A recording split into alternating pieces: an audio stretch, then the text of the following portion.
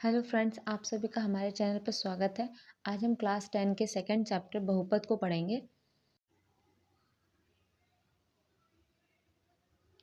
बहुपद जिसे इंग्लिश में पॉलिनोमियल कहते हैं,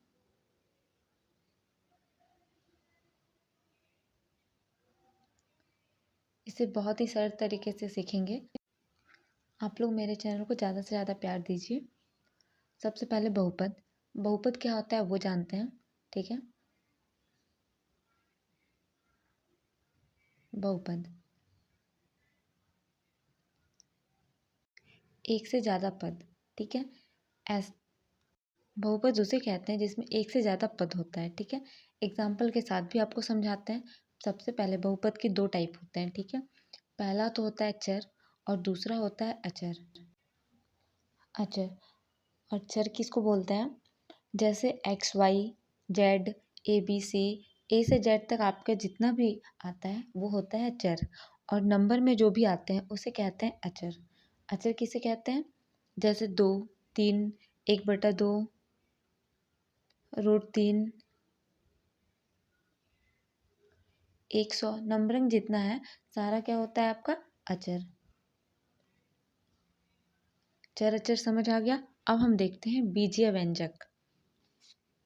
सबसे पहले बीजीय व्यंजक किसे कहते हैं ये देखते हैं। कुछ निश्चित चर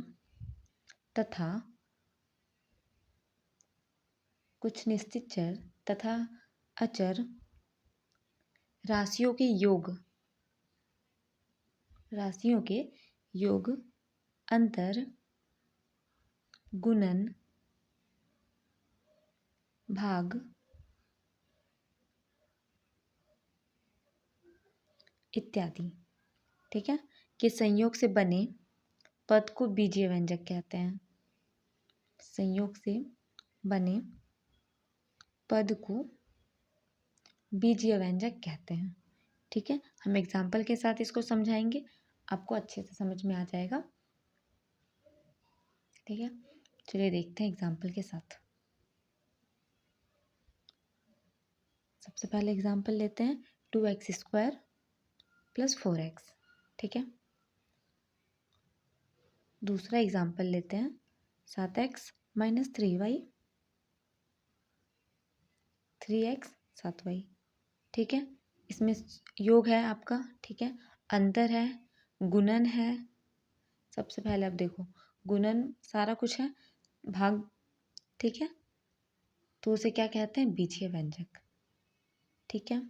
अब सेकंड हम पढ़ते हैं बहुपद। बीजीय बहुपद किसे कहते हैं वो देखते हैं। ऐसे बीजीय व्यंजक को बहुपद कहते हैं जिसमें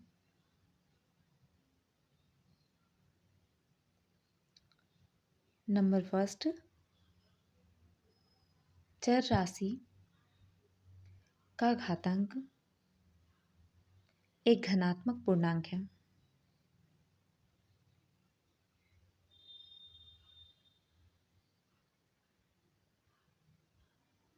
ठीक है। चर राशि का घातांक एक धनात्मक पूर्णांक है, ठीक है। धनात्मक मतलब पॉजिटिव। सेकंड नंबर, पदों की संख्या निश्चित हो, ठीक है, जिसमें पद का संख्या आपका निश्चित होगा। नंबर तीसरा, प्रत्येक पद में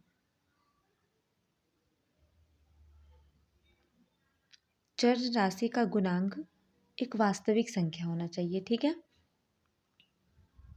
गुणांक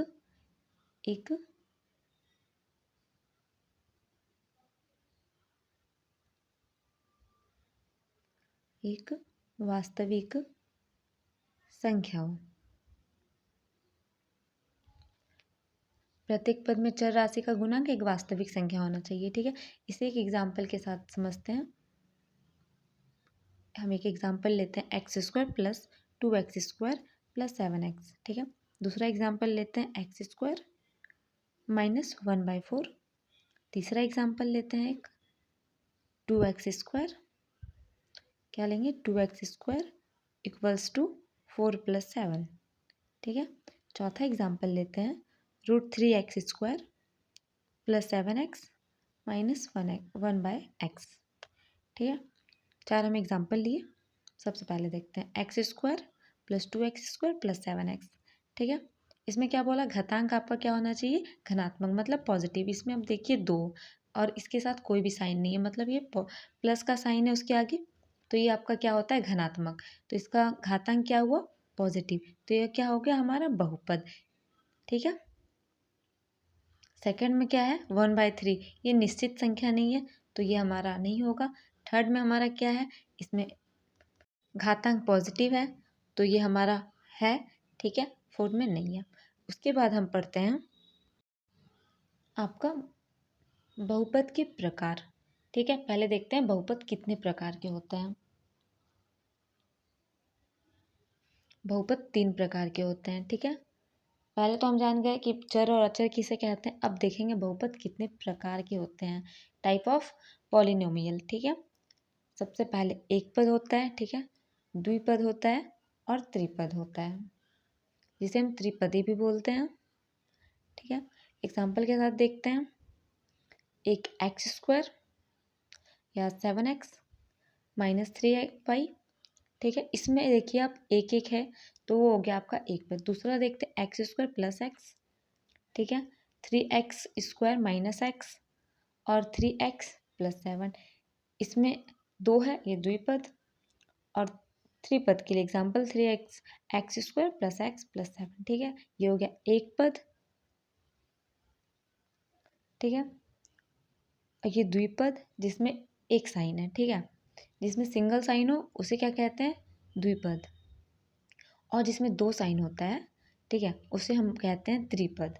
ठीक है। एकदम इजी सा ये तरीका है आपको ये समझने के लिए। ये हम आपको लिख कर दिखाते हैं, आसान तरीका है, आपको बहुत अच्छे से समझ में आएगा। जिसमें एक साइन हो, ठीक है, मतलब उसमें एक पॉजिटिव, एक नेगेटिव, एक प्लस, एक माइनस हो, उसको हम बोलते हैं द्विपद। ठीक है।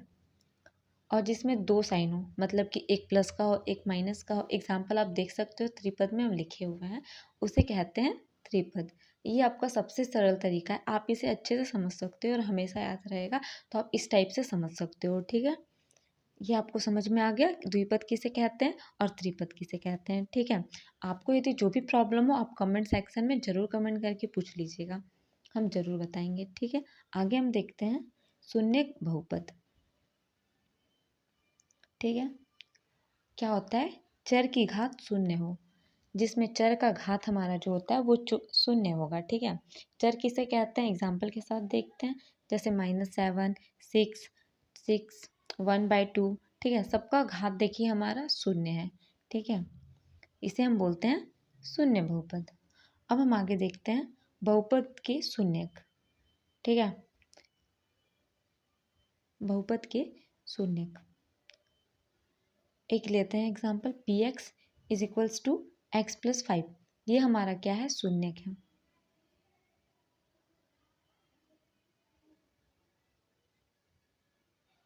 तो हम शून्यक निकालने के लिए सबसे पहले शून्यक के लिए x + 5 है हमारा शून्यक, तो लिखते हैं x + 5 और शून्यक = 0। ठीक है। x का वैल्यू हमारा कितना आ गया, प्लस इधर जाके -5।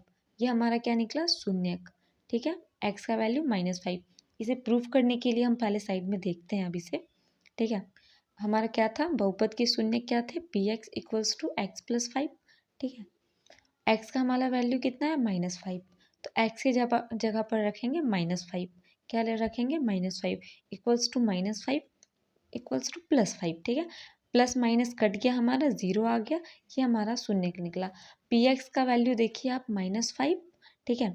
और इधर हम किए तो 0, यानी कि दोनों इक्वल हो गया, तो ये 0 आ गया, तो ये हमारा क्या हो गया, शून्य के बहुपद। ठीक है। अब हम देखते हैं द्विघात बहुपद या समीकरण। ये आपको पढ़ना है, ये आपके चैप्टर में है। ठीक है। ये बहुत ही ध्यान से देखिएगा, आपको बहुत अच्छे से समझ आएगा। ठीक है। ये बहुत ज़रूरी है। इसका सबसे पहले एक फॉर्मूला होता है। ठीक है। पहले हम उसे देखते हैं। व्यापक समीकरण एक होता है, उसे देखते हैं। ax² + bx + c = 0। ठीक है। ये समीकरण होता है, ये आपको याद रखना बहुत ही ज़रूरी है। ये आपके चैप्टर सेकंड में दिया हुआ है और इसे भी आपको पढ़ना है, ठीक है। तो आप अच्छे से इसको समझ लीजिए, ठीक है। इसमें होता है गुणांक। गुणांक किसको बोलते हैं? एक देखिए इसमें बी है और ए भी हमारा क्या है? गुणांक है, ठीक है। और सी क्या है? अचर पद। क्या बोलते हैं इसे? अचर पद, ठीक है। और जब जब ए इक्वल्स टू नॉट ज़ीरो, ए का वैल्यू हमारा कभी जीरो नहीं होगा, ठीक है। अब हम शून्यक किसे कहते हैं वो देखते हैं, ठीक है। शून्यक, क्या? शून्यक, ठीक है। ये होता है एक अल्फा, ठीक है। दूसरा होता है बीटा। क्या होता है? एक अल्फा बीटा, ठीक है। दो होते हैं अल्फा बीटा, ठीक है। अब हम देखते हैं इसका एक फॉर्मूला होता है, ठीक है। शून्य के योगफल। क्या होता है? शून्य का योगफल। इसका क्या होता है? Alpha plus beta. योगफल है यानी कि जोड़, ठीक है। Alpha plus beta is equals to होता है माइनस बी बाय ए। क्या होता है? Minus B by A. शून्य के योगफल alpha plus beta equals to minus B by A, ठीक है। अब हम देखते हैं शून्य के गुणनफल, ठीक है। क्या देखेंगे? शून्य का गुणनफल।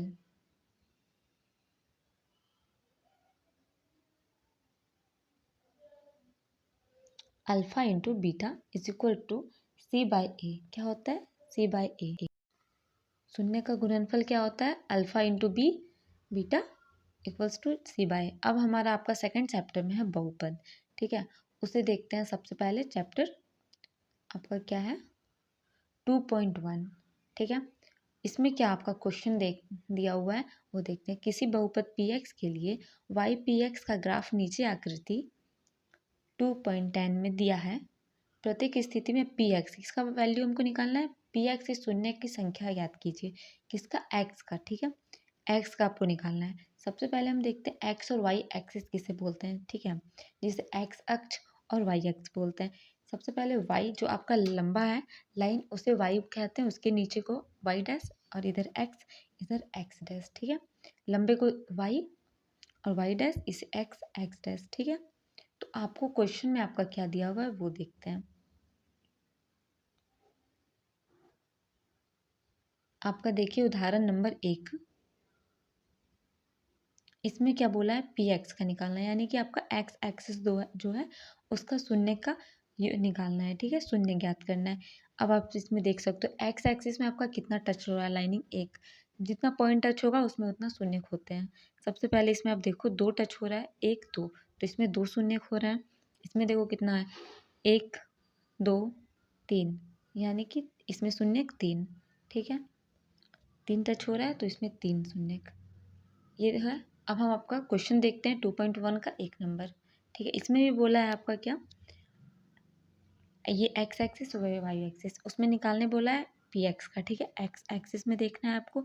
अब देखिए आप इसमें एक भी लाइनिंग टच नहीं है, ठीक है। शून्य की संख्या निकालना है। इसमें शून्य का संख्या आपका कितना हो जाएगा? 0, क्योंकि इसमें एक भी लाइनिंग टच नहीं है। सेकंड में देखते हैं एक्स एक्सिस में आपका कितना लाइनिंग टच है, तो पॉइंट आपका एक, तो शून्य की संख्या एक, ठीक है। अब देखते हैं इसमें शून्य की संख्या एक दो तीन, तो इसमें शून्य की संख्या तीन। इसमें कितना हो जाता है? एक दो, तो शून्य की संख्या दो। इसमें कितना? एक दो तीन चार, इसमें शून्य की संख्या चार, ठीक है। इसमें तीन।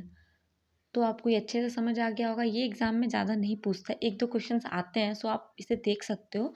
ऐसा कोई ज़्यादा इशू नहीं है इसमें, और इजी वे में आपको समझ में भी आ जाएगा, ठीक है। अब हम नेक्स्ट चैप्टर आपका देखते हैं प्रश्नावली 2.2, ठीक है। उसका 1 नंबर। इसमें बोला है द्विपद द्विघात बहुपदों के शून्य ज्ञात कीजिए और शून्य का गुणांक के बीच के संबंध और सत्यापन भी की जांच भी करना है, ठीक है। हम इसे जो बनाएंगे उसको प्रूव भी करना है। तो सबसे पहले हम बनाते हैं प्रश्नावली 2.2 का नंबर 1 का 1 नंबर, ठीक है। आपका क्वेश्चन ये है x square minus 2x minus 8, ठीक है। इसे हम बहुत सरल तरीके से सीखेंगे, आप ध्यान से देखना। ये क्वेश्चन जरूर आता है आपके एग्जाम में, तो आप इसे अच्छे से देखिए, ठीक है। सबसे पहले आपको क्या करना है, जो आपका लास्ट में होगा और फर्स्ट और लास्ट को गुना करना है। क्या करते हैं? हम इसे गुना करते हैं। एक्स के आगे कोई साइन नहीं तो एक होता है, ठीक है। अब दोनों को गुना किए, 1 और 8 को, तो 8 हो गया, 8 एकम 8। ठीक है। अब आपको एक ऐसा संख्या चाहिए जिसको गुना करने पर 8 आए और जोड़ने या घटाने पे कितना आना चाहिए आपका, 2 आना चाहिए। तो आप ऐसा संख्या देखो 1 से 9 तक में। ठीक है। ऐसा संख्या जिसे जोड़ने पर 8 आए और घटा करने पर 2 आए, जोड़ने पर या घटाने पर। तो हम देखते हैं x², ठीक है, माइनस 4x, ठीक है, 4x प्लस 2x, जोड़ने पर घटाने पर 2 आना चाहिए, गुना करने पर आपका 8 आना चाहिए। अब देखो 4 दूनी 8, 8 आ गया। अब आप इसको -4 -2 आ गया। ठीक है। आपका 2 आ गया, गुना करने पर 8 आना चाहिए, घटाने पर 2 आना चाहिए, बीच का जो संख्या है वो आना चाहिए। ठीक है। अब हम इसे क्या करते हैं, सबसे पहले इसमें हम कॉमन निकालते हैं। तो हम पहले इसको तोड़ कर रख लेते हैं। तोड़ने पर आपको बहुत ही ज़्यादा ईजी होगा, इसलिए पहले आप इसे तोड़ लीजिए। x पे पावर 2 मतलब x गुना x, 4 को तोड़े x गुना 4, 2 को तोड़ेंगे 2 गुना x। ठीक है। इसको हम 4 दूनी 8 कर सकते हैं, तो 4 दूनी 8। ठीक है। अब इसमें हम कॉमन लेते हैं, इसमें x मिल गया, तो कॉमन हमारा क्या आ जाएगा, x। बचा क्या हमारा, x -4। ठीक है। इसमें देखिए आपका क्या कॉमन आ रहा है, 2। 2 के आगे कौन सा साइन है, प्लस का, तो +2। बचा क्या आपका, x माइनस के साथ 4, क्या बचा, -4। ठीक है। अब आप देखो x -4 ये दोनों सेम है, तो आपको साथ में लिख देना है x -4। और दूसरा क्या है, x+2। ठीक है। ये आपका हो गया। अब हमको निकालना है शून्य। उसके लिए यदि आपका फर्स्ट क्या है, x-4 = 0, x = माइनस उधर जाके +4। ठीक है, +4। x का वैल्यू आपका कितना आ गया, 4। प्लस लिखना ज़रूरी नहीं है, बट आपको समझाने के लिए हम लिख दिए। अब जब, ठीक है, x+2 आपका क्या है, x+2 = 0, x का वैल्यू प्लस उधर जाएगा -2, तो x का वैल्यू आपका एक आ गया -2। इसको हम बोलेंगे अल्फ़ा, इसको बीटा। ठीक है। अब आपको बोला था इस क्वेश्चन में सत्यापन के लिए, ठीक है, सत्यापन के लिए तो जांच भी इसे करना है, सत्यायता की जांच भी करना है। इसमें शून्यक तो आपका निकल गया और गुणांक भी निकल गया, दोनों आपका +4 और -2 ये निकल गया। अब क्या बोला है, संबंध निकल गया, अब जांच करना है। ठीक है। तो जांच करने के लिए ये सही है या गलत वो देखते हैं। सबसे पहले लिखते हैं जांच। ठीक है।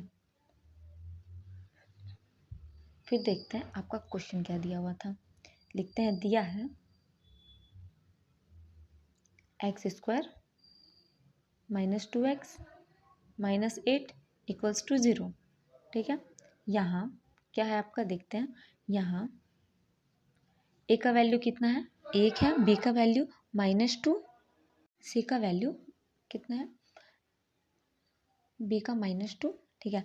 हम सबसे पहले ऊपर में जो आपका a b c मान लेते हैं और c का वैल्यू हमारा कितना हो गया, -8। ठीक है, -8। अब हम क्या करते हैं, इसका जांच करना है, तो शून्य का योगफल, हम आपको फॉर्मूला बताए थे, शून्य का योगफल कितना होता है, क्या होता है, शून्य का योगफल अल्फा प्लस बीटा = -b/a। ठीक है।